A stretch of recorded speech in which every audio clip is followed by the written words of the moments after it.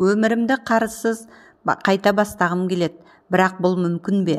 О бастан дұрыс құрылмаған шаңырақ па екен менің шаңырағым? Бұлай деуге де қорқып жүргенмін, өйткені мен ажырасудан қатты қорқамын. Ата-анам маған жақсы тәрбие берді және ешқашан біздің әулетімізде ажырасқан адамдар болмаған. Ажырасу деген қазіргі кезде көп болса да, біз үшін өліммен тең еді. Санамызға сіңіріп тастағаны сондай, өмірде қателесу мүмкін болса да, отбасын құруда қателесуге болмайтын басты мақсат етіп өскенбіз. Отбасында 2 бала болдық, мен және інім. Ата-анамыз ауылдағы ең ауқатты кісілердің бірі болды. Өйткені олардың жеке отбасылық бизнестері болған. Сондықтан оларда ауыл ғана емес, аудан танитын еді. Десем артық айтқандығым емес. Міне өзім осындай отбасында өстім. Материалдық тұрғыдан ештеңеден тарыққан жоқпыз. Мектепті үздік оқыдым. Үздік аттестат алып шықтым. Сөздің шыны керек, мұғалімдерім менің бағамда әкемнің абыройы мен беделі немесе үстіме киген киіміме қарап бағалаған жоқ. Шындығында өзім оқу білімге құштар қыз болып өстім. Мұғалімдеріміздің мектебіміздің мақтанышына айналдым. Сонда да дандайсып кеудеме нан пісіп кеткен жоқ. Қай жағынан алып қарасаң да, қатарластарымнан көш ілгері екендігім айқын болса да, мен қарапайымдылығымнан танған жоқпын. Сұлулығымда бір басыма жететіндей әсем қыз болып өстім. Жолымда әр басқан қадамымды жігіттер аңдып, хат жазып, сөз салып маза бермейтін. Тәртібім жақсы. Мектептің ең алдыңғы қатардағы қыздарының бірі болып, көзге түсіп мектепті де бітірдім. Мен ауылда жүргенде ешқандай жігітпен жүрген жоқпын. Ауылдағылар мені байдың қызы деп қолпаштап жүрсе де, өзімді өзгелерден артық көрмейтін едім. Ата-анам көбінесе өз жұмыстары мен бизнестеріне байланысты үйде көп бола бермейтін. Соның арқасында жоқшылық, жетіспеушілік дегенді көрмей білмей өстік інім екеуміз. Ата-анам арасында өзара әңгіме етеді кейде. Кәсіптері алға жылжымай қойған кездерде несие алсақ қалай болады екен деген сұрақтарды талқылайтын. Сонда қарыз алудан әкем де шешем де қорқады екен. Өмір бойы біреуден қарыз алып көрмеген. Керісінше өздері елге көмек беріп, қарыз беріп жүретін адамдар болғандықтан бұл мәселеде маған жат. Өз біліміме сеніп, мен Алматы қаласындағы оқу жоғары оқу орындарының біріне құжаттарымды тапсырып грант ұтып алдым. 4 жыл бойы әке-шешемнен ақша сұрамай, стипендияммен күн көрдім. Әрине, әке-шешем ауылға барған сайын 1 айлық тамағыма жететіндей азық-түліктерді беріп жіберетін. Өздері іздеп келсе де, артынып-тартынып келетін еді, бірақ қолыма ақша ұстатпайтын. Тек қана сабағыңды оқып, диплом алуды ойла, өзіңнің күшіңе ғана сен деп айтатын. Университетті де қызыл дипломмен бітірдім.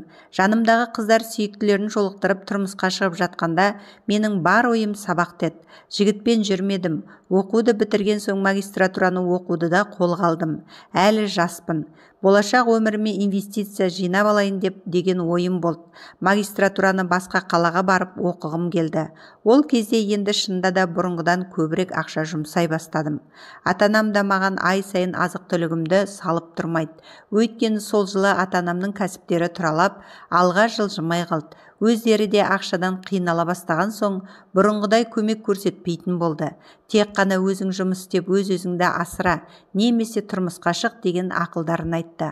Ал менің ол кезде тұрмысқа шыға қоятындай жақсы танып білетін, сезімім оянған жігіт болмады. Ұсыныс білдіріп жүретін жігіттер болмады дей алмаймын. Студенттік шақта. Бірақ мен ешқайсының ұсынысын қабылдамадым. Сол кезде бар ойым білім алуда болғандықтан, жігітке көңіл бөлуге менде уақыт жоқ деп өзім бас тартқан болатынмын. Әйтпесе солардың арасында болашағынан үміт күттіре алатын жақсы жігіттер көп болды. Өзіме ғана өкпелемесем, кімге өкпелеймін? Бүгінде әрқайсысы отбасылы болып үлгерген. Мен карьера қуып, уақытымды өткізіп алдым. Бұл кезде ата-анамның материалдық жағдайы бұрынғыдай болмай қалды дедім ғой. Бірақ ұтқаны да бар. Оған дейін інімді де оқытып үйлендіріп алды. Інім үйленердің алдында анам маған інің үйленер деп жатыр. Әпкеңнің жолына қарамайсың ба? Ер адамға қашанда кеш емес. Алдымен әпкең тұрмысқа шықсын, күт дегеніме қарамай тұр. Әпкем тұрмысқа кетемін дегенше сүйген қызымды басқаға беріп қоя алмаймын. Ендеше әпкемді асықтырыңыз.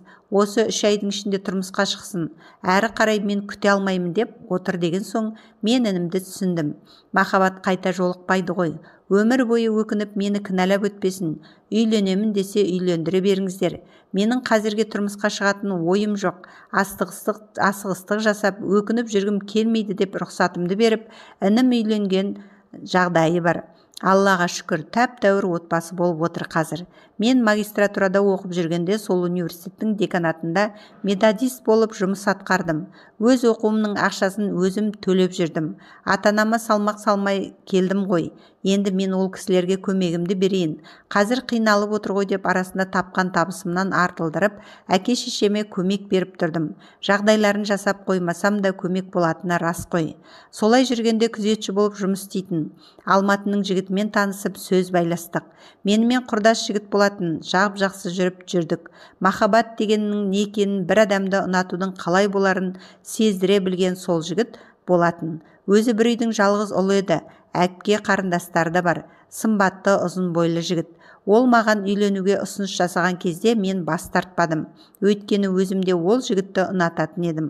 Ал әкемнің арманы жалғыз қызын дүркіретіп той жасап, ағайын туыс, дос жаранын жинап шығарып салу еді. Мен де солай болады деп күтіп жүргенмін. Бірақ оған жігітімнің жағдайы жоқ болып шықты. Ата-анасының ұзатып алуға қазірше жағдайы келмей тұрғанын, келісіммен алып қашып тойымызды кейінірек банктен несие алып жасайтынын жайында ескертті. Маған бұл біртүрлі көрінсе де соңында жігітімнің ұсынысымен келісуге дайын тұрғанмын. Бірақ анам оған рұқсат етпеді. Анаммен таныстырған болатынмын ол жігітті. Анам ол жігіттен барлығын сұрап қарсылық білдірді. Тек жігіттен ғана емес, танитын адамдардан сұрастыра бастады.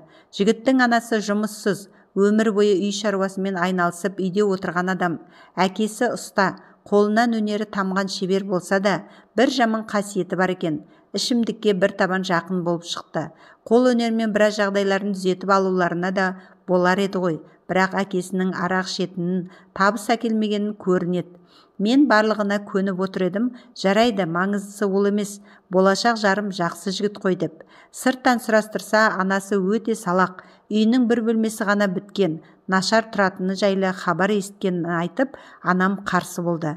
Ал жігітім маған келіп, мен саған үйленемін, бірақ қазір менің үйім толық бітпеген. Сондықтан мен сол үшін банктен несие алып жатырмын. Үйді бітіріп, сосын саған үйленемін деді. Мен несие атаулыдан соншама қатты қорқамын. Бар тапқанымызды, қарызымызды жабуға құямыз ба, өмір бойы қарыз төлейміз бе деп қатты қорықтым. Жатсам тұрсам сол үрей маған маза бермеді. Оған анамның қарсылығы қосылды. Сосын осының барлығы жинала келіп, біз ұрысып қалдық. Ол қанша рет қоңырау шалса да, келіп кешірім сұраса да, мен кешірмедім. Көңілім тартпады. Солай біз қош айтыстық. Күйзеліске түстім. Сөйтіп жүргенде болашақ күйеуіммен таныстым. Ол маған алғаш көргенде-ақ ұнаған жоқ, бірақ танысып көруге келіскенмін. Өйткені жасым 27-ге келді, ал ол екінші кездесуде мені алып қашты.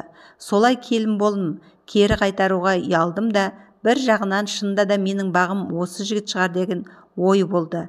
Көп балалы отбасына үшінші келін болдым.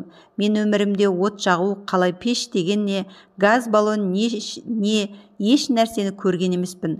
Кішкентайымнан ханшайымдай даңғарада үйде өскенмін. Ол үйге барып аспаннан жерге түскендей болдым. Кішкентай кәдімгі ауылдың үйі. Оған таң қалып отырған жоқпын. Өзім де ауылдың қызымын ғой. Дегенмен мені шошытқан ол нәрсе емес. Тұрмысқа шыққаннан кейін білдім.